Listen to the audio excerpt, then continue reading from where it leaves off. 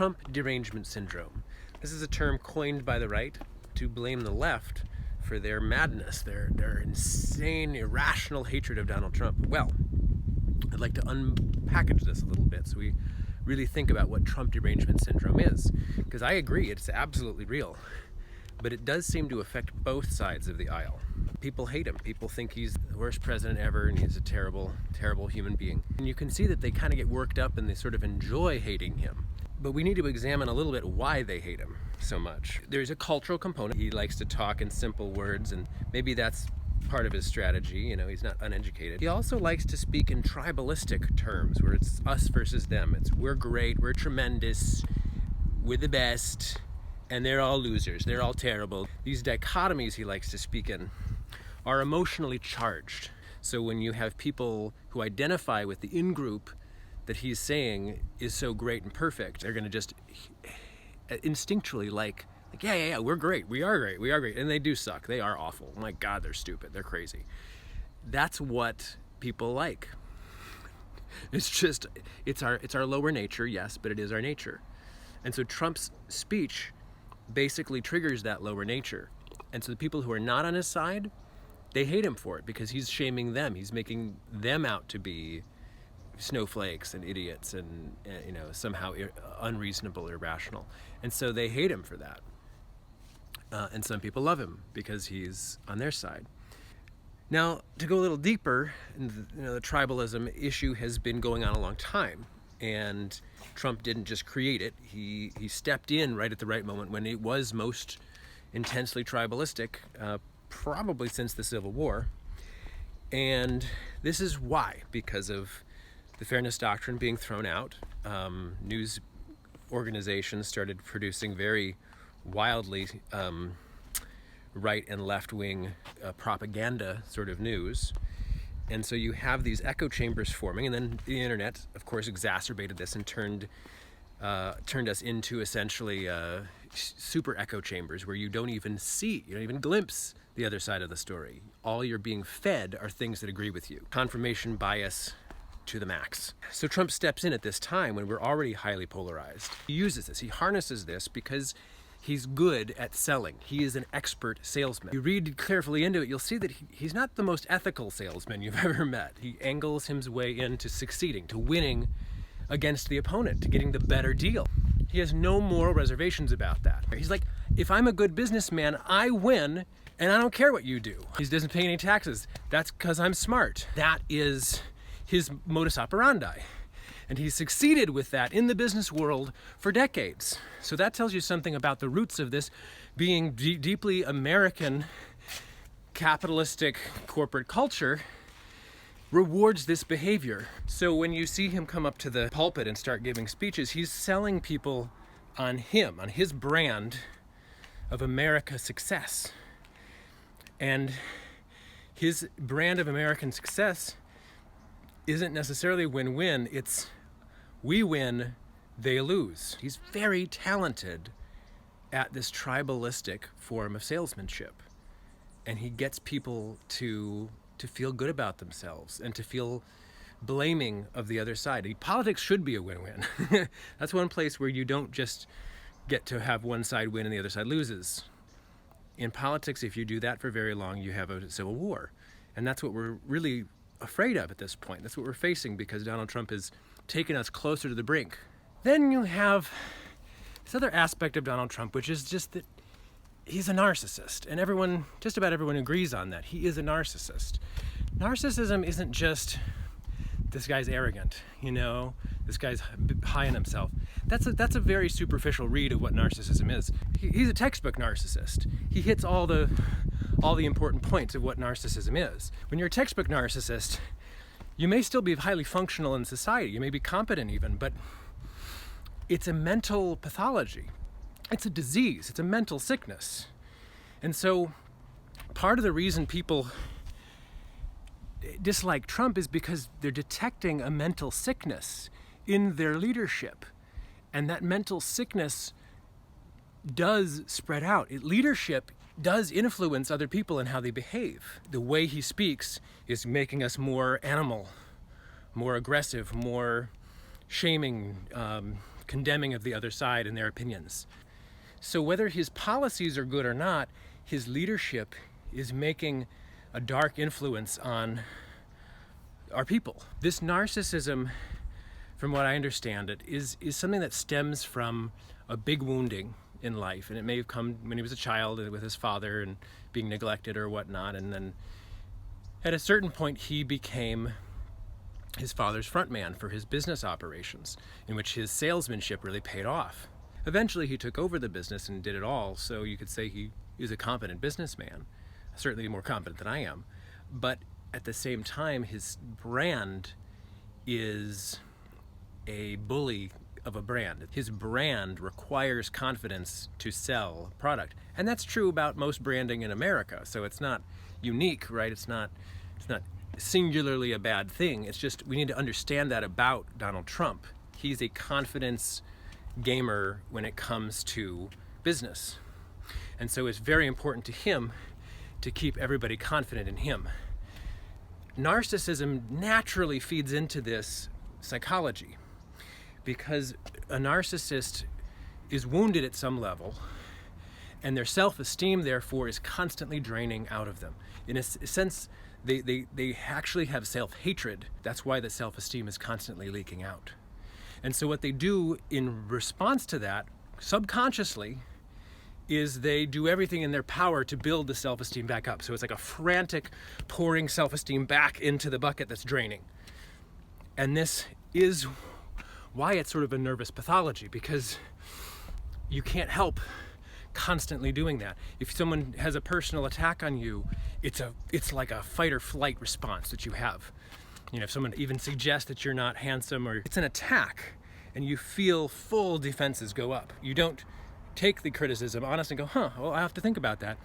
You can't afford that. So you just deflect or reattack, counterattack. It's like dying to lose at anything. And that would cause someone to cheat, to lie, to game a system, to manipulate. And you see that he has done that in many circumstances. Even going back to that ice skating rink that he got famous for in New York, he screwed over some contractors in order to get that deal made. He bought the Taj Mahal on an interest rate that was too high to be profitable, but he was very arrogant at the time. He was basking in his success in New York, and he just was like, I can't do wrong, so I'm going to buy this massive Taj Mahal building. Even though his accountants were telling him he couldn't make a profit on it, he just disregarded them because he wanted to have the biggest symbol of status that he could find. And it eventually bankrupted him, and he had to declare bankruptcy. And what does he do? He holds a press conference where he tells everyone that everyone's getting a good deal here. Everyone except for all the companies that were stiffed on their contracts and went out of business. The banks didn't get a particularly good deal. He can say that, but it doesn't mean they got paid back in full. So basically, he can't accept defeat. You know, he can't accept it in his own mind, is what I'm saying. Reality has to bend around his self-esteem for him to be stable. And that's where I think it gets much darker when it comes to him being the president of this country. When he first was considering running for president back in 2012, I guess it was, he had been, of course, drumming up this birther idea that Obama wasn't actually born in this country, which was proven to be false. Of course, you can choose to deny that evidence if you wish, because you can deny anything if you wish. Trump even admitted that he was wrong, but he didn't say I was wrong. He said, well, I think I did a good service for the country to make sure that Obama proved that he actually was a citizen of the country. Like, he takes credit only for things that are good and never owns up to any mistakes or lies that he's made. He can't admit defeat. He can't admit a loss. He's very good at politics because politics has become this tribalistic game at this point. It's become this game of throw as much dirt at the enemy as possible. And this isn't new, of course, but it's really gotten worse, I think, in the last decade or two. And that's what he's a natural at that. He's done this for decades in business, so he's already great at stump speeching, and then he's even better than average at doing these long improvisational stump speeches where he says things that are maybe a little inappropriate, a little offensive, but he keeps going and he keeps covering himself, and And so the liberals scream bloody murder, like, oh my God, I can't believe he said that. But he didn't really say it. He wasn't like saying a policy decision, you know. He just said that some of them are rapists and some of them, I'm sure, are good people. And this is what we call gaslighting, right? Because someone's pretending he didn't say something that he said. Well, that's one way of looking at it. Another way of looking at it is he just says a lot of stuff, sees what he gets a reaction from the audience for, and then the other stuff he just goes, well, I was just joking. I was just locker room humor. That was just whatever. He just discounts it. So before he wins, he basically says the election is rigged. So he's got an out. His ego has an out in case he doesn't win. He's going to call election fraud the blame because, of course, he will beat Hillary, this longtime politician. But what happens is he does win. It's almost a surprise to some people, maybe even to him. He wins. And so what's the election fraud claim in 2016? Good for nothing. Who cares? Let that go. Doesn't pursue any sort of election cleanup laws or anything after having claimed that the first time. Then he goes into his shtick and he starts, figuring out how to change government, and he putting in conservative policies that'll benefit the rich and in some cases short-term benefit factory workers who are put out of work. Why? Because some jobs going to China, and also because these industries are being automatized. And so any changes he made there are probably short-lived at the best. His fight with China gives us an enemy, right? He calls the news fake news. Now this is building on an already, decades of the fairness doctrine being thrown out. We have these highly polarized news sources. Now he says all this mainstream media is fake. All the stuff that doesn't basically favor him and call him a great guy is fake, and he does it consistently. He does it over and over and over again during press conferences and everything. Now, this is not to say that there aren't problems with the news media, because there are, but they're not fake. That's a big distinction, because when you're talking about fake news, the term fake news suggests that they made it up, that there's no factual basis to this whatsoever. Fake is a completely false designation for our news media, which is all about truth and exposing lies and getting corruption to be seen. There are times when news has fallen off that horse and done, corrupt things. The news is our source of facts. This is the arm of government, if you will. It's not part of the government, but it's the arm of our Constitution that protects us from the government. So it's supposed to criticize politicians. It's supposed to put them up to scrutiny. But what happens is the liberal media is really intensely Trump-phobic, and everything he does, they hate. Now, he did a lot of hateful things. Let's just be honest. Like, a lot of things that he did directly upset people because they're not presidential. They're not respectful to human beings. They're not taking into account the impact that he's having on people through his rhetoric. And that's the real unusual thing. Most presidents, even if they're corrupt and doing shady things, their rhetoric at least is respectful, and they don't incite riots and turn people against other groups of people. Like, that's the last thing a president should do, right? And most presidents would be aware of that risk. But he's not. He's either oblivious or he chooses to not care, stigmatizing Muslims and Mexicans and immigrants and black people. As even Lindsey Graham, when Trump was running, said he's a race baiter. Leadership and rhetoric has an impact, especially when you're the most powerful person in the world. If you're just some schlub, if you were even just Donald Trump before being president, you could say a lot of BS and not a lot of people would care. But when you're the president, it suggests policy. It suggests that this is okay to everybody else. And so the moral to say, I'm not taking after him, that's not an excuse for his behavior. His rhetoric instigates more behavior like his rhetoric. It encourages it, it condones it, and you see this huge rise of white nationalist groups in America. Now, do white nationalist groups have some concerns that are legitimate? Yeah, I think they do. I think that some of their inciting issues, I even looked at the Proud Boys website and their videos, and some of their complaints I agree with, and I think we need to handle some of the cancel culture very differently. This is a problem, and the right is right about this, and the left sometimes is blind about this, and we need to have a real discussion about this. But that's not what Trump is doing. He's not instigating a discussion. He's instigating, we're right, you're wrong. I win, you lose. He takes full credit for the economy that was built in the previous administration from a major recession. It says, oh, I'm doing this, like the economy is my doing. But that he doesn't take any credit, any responsibility for anything else going on that's bad. He blames it all on predecessors. He blames it all on Democrats. And this is, again, good for politics if you're just talking short game politics. It's a very effective strategy. So he's working, he's succeeding as a politician because of his narcissism. You see, he didn't have to be trained as a politician.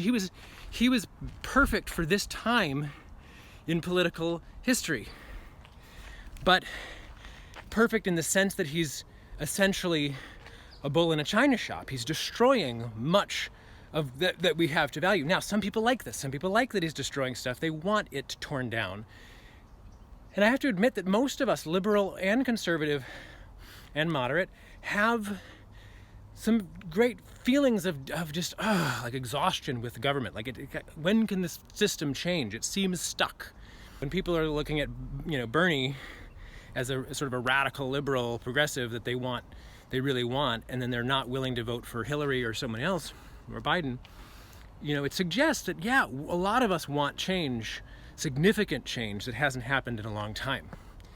And so I understand why people on the right would vote for Trump, just because he looked like change. He looked like not your typical politician. Maybe he'll change things. Well, you can look at his policies now. In 4 years, he did change some things. I'm not sure that he changed things in a way that most of us would be truly happy about. The economy didn't tank. He didn't start a world war. Good. That was all very good. He did completely just smear our environmental leadership in the world, cut a lot of things, including cutting the team that was supposed to be handling pandemics before we had the biggest pandemic in a century. This brings us up to the pandemic. So what does he do during the pandemic? He owns the economy, right? This is his economy, so he has to protect that for re-election. This pandemic comes in. He doesn't see this as an opportunity to get everyone to rally behind him, to get an actual 50% or greater approval rating for the first time in his presidency. Wartime president defending us against a universal virus. No, he doesn't see that opportunity. He just sees it as a threat to his economy. So he basically doubles down on the economy and pushes, at least rhetorically, against Fauci's caution. Now, that's what a president would have to do anyways, balance the economy with safety of people in a pandemic. But the way he speaks about it, you've got these basically polarizing voices, and the liberals cling to Fauci because he's a scientist and he knows what he's talking about, and the conservatives cling to Trump. He's saying what they want to hear. He doesn't outright lie. He doesn't outright say, oh, this is nothing to worry about. He just says, I don't think it's that scary, and like let's get back to our lives as soon as we can, and let's protect our economy, and that causes a major shift this is how you see how powerful leadership is, because it causes a major shift in people's beliefs. Conservatives who don't inherently distrust medicine necessarily, suddenly they distrust Fauci, and they distrust all the scientists, and they distrust medicine. And they think this is not a big deal, or it's a hoax. And then you have these rise of QAnon and all the conspiracy theories, which Trump has been already a conspiracy theorist, a public conspiracy theorist, when he came up with the birther movement, when he first accused Obama of not being from this country. That was a conspiracy that was completely unfounded, and the data was available to prove it otherwise. He likes to use conspiracies. But he doesn't have accurate memory recall, it seems. What he does have is warped memory recall. When called back on his words in press conferences, he's basically said, I don't remember saying that. And they have it on video. Like, yes, you did say this. When your ego is that fragile, you will bend and warp reality around it, excluding the data points that could have any negative impact on your self-identification, and hyping all the details that support your ego, your self-esteem. So I suspect this is what's really been going on with Trump this whole time, is that he is bending reality. So he may believe what he's saying in some cases. But when you get to the election fraud of 2020, the election fraud claim. You look at the actual evidence and there's not enough of it. There's just not even close to enough of it.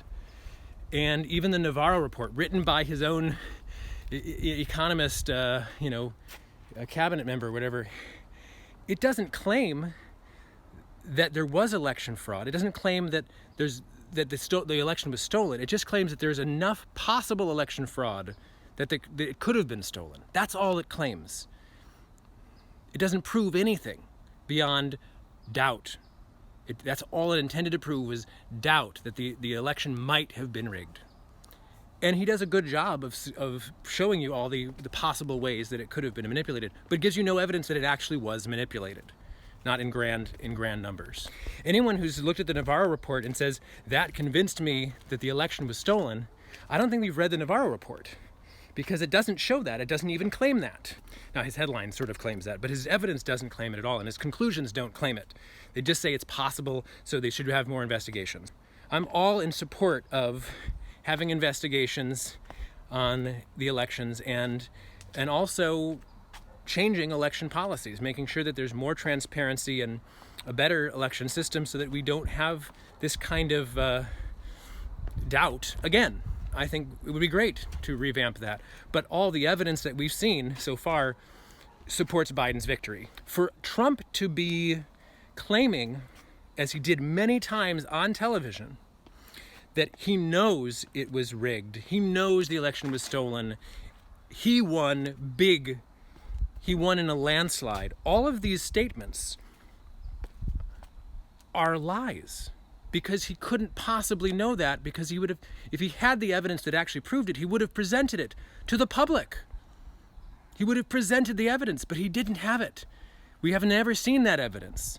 So unless he's seen evidence that he's holding back from the public, he doesn't have it, which means he made it up, which means he believes whatever he wants to believe, and he lies to us.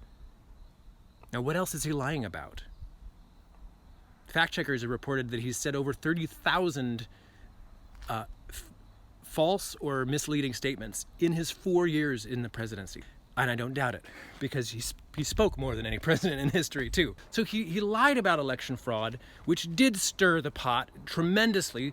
Millions of people still believe the election was stolen. He lied, and he's continuing to double down on his lie. My suspicion is that he cannot accept the truth, that his ego is so fragile it will not allow the truth to be known.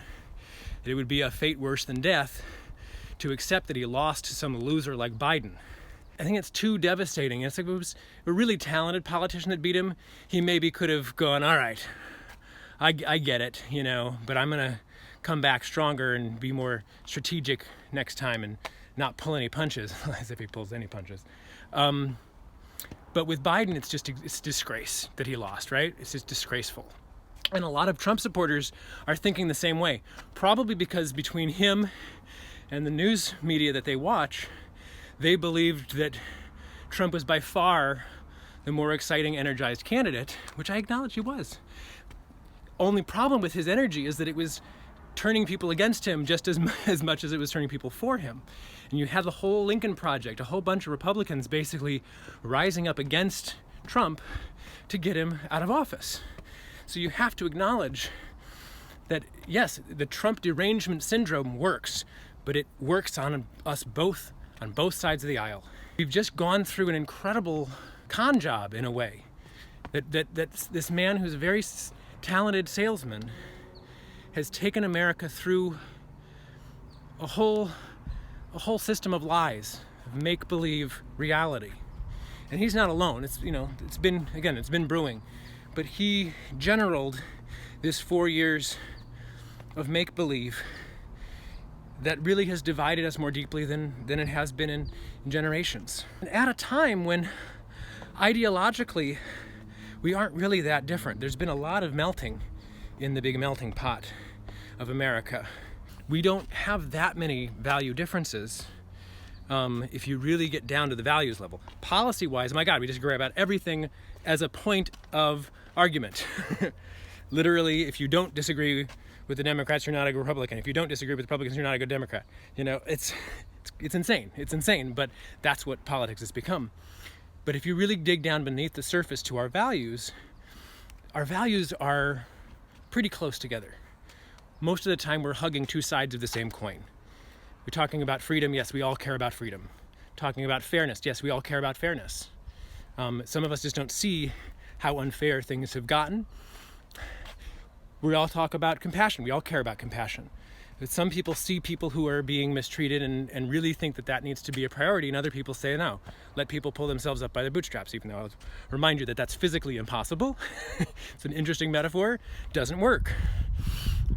There's something called radical self-reliance, which is awesome. An awesome human characteristic to really try your best all the time, to do everything for yourself as much as possible.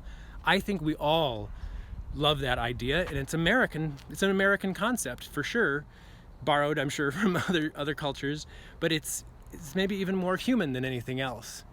And I think this is what we need to acknowledge, is that these values, we all have them in common. And if we just start talking values, we'll find our way back to the center. Trump, unfortunately, because of his narcissism, is a very polarizing figure.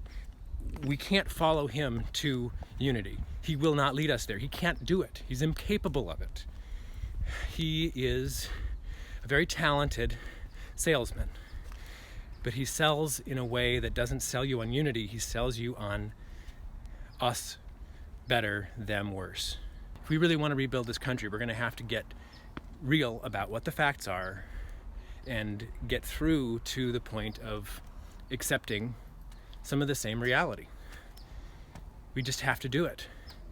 And that really means throwing out the conspiracy theories that are clearly based in nothing, where you don't have evidence to prove it. You have suspicion. Oh, look at all this evidence.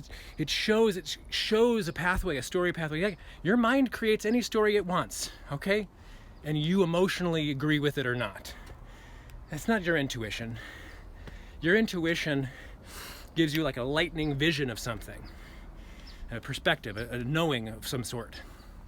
And that's valuable, incredibly valuable. And we should be listening to our bodies, our emotions, our intuitions, and our sensations more than we do in this culture, for sure. But intuition is not by itself an automatic truth-telling device. It doesn't just confirm, that's real. It usually talks in metaphor for me. There's a concept that is true symbolically.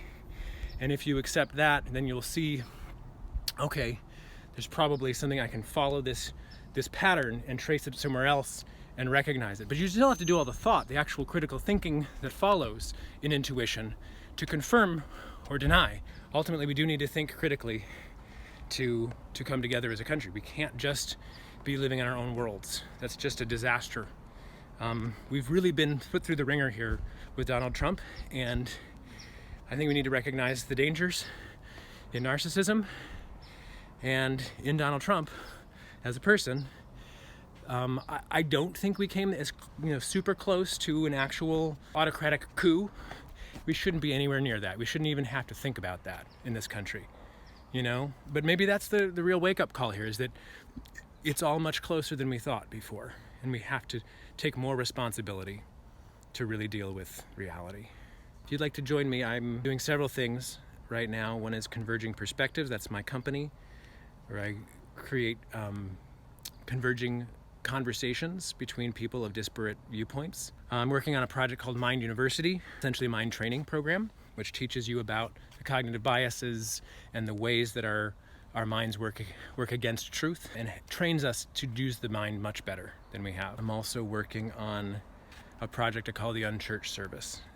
It's on unchurched.org, and I build the site, and it's going to be essentially sermons about how to understand our minds through religion and how to understand religion through our minds.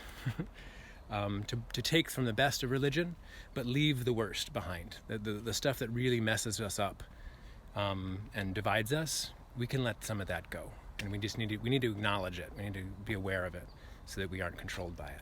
Thank you for watching my rant. I hope it's helpful.